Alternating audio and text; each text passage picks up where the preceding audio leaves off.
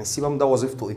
اول حاجه المناعه. السيبم ده غني بالمضادات الاكسده زي فيتامين اي، وفي حاجات مضاده للبكتيريا ومضاده للالتهابات.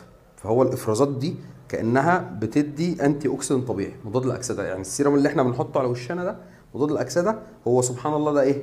مضاد اكسده طبيعي. فعشان كده حتى الناس اللي بشرتها دهنيه علامات تقدم السن بتبان عليها متاخر، ما بتبانش، بيبقى وشها طري على طول عشان الدهون.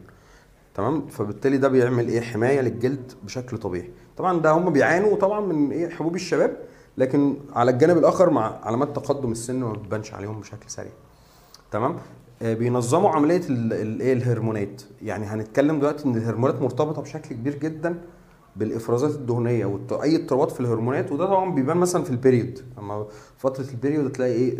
معظم البنات بيطلع لها حبوب نتيجه اضطرابات الهرمونيه، لان الموضوع مرتبط ببعض جدا.